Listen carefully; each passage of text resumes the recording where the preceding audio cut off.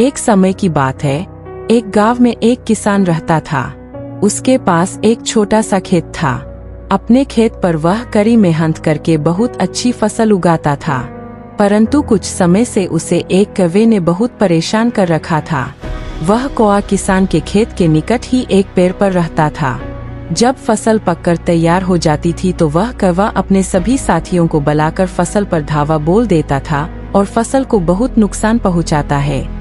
बहुत सोच विचार करने पर किसान ने इस परेशानी से छुटकारा पाने का एक उपाय ढूंढ निकाला। एक रात किसान ने अपने खेत में जाल बिछा दिया और जाल के ऊपर अनाज के बहुत सारे दाने फैला दिए। पौ फटने पर जैसे ही कौवे की नजर अनाज के दानों पर पड़ी तो उसके अपने सभी साथियों को अनाज पर धावा बोलने के लिए पुकारा। थोड़ी ही देर में खेत में बहुत सारे कौवे अनाज चुगने के लिए उतर आए।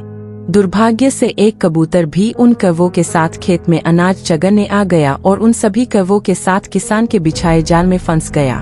शाम को जब किसान खेत पर आया तो उन सारे कौवों को जाल में फंसा देखकर फूला न समाया।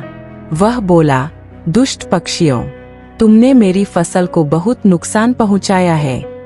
मेरी खून पसीने की कमाई पर तुम हमेशा हाथ साफ करते रहे। आज तुम्हें अपने किए की सजा मिलेगी।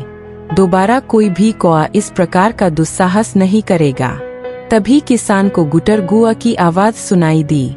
आवाज सुनते ही किसान ने जाल पर एक नजर दौड़ाई। उससे कौवों के बीच एक सफेद कबूतर फंसा हुआ दिखाई दिया। कबूतर बहुत डरा हुआ था। किसान को कबूतर पर बहुत दया आई क्योंकि वह जानता था कि कबूतर निर्दोष है और आज गलती से कौवों के साथ आ गया है। इसलिए वह जाल के पास गया और उसने बहुत सावधानी पूर्वक कबूतर को जाल से छुड़ा लिया। फिर वह कबूतर से बोला, कभी भी दुष्ट पक्षियों की संगत में मत रहो।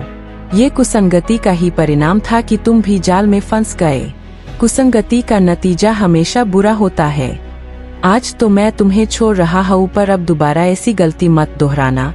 ऐसा कहकर किसान ने कबूतर को आसमान में छोड़ दिया।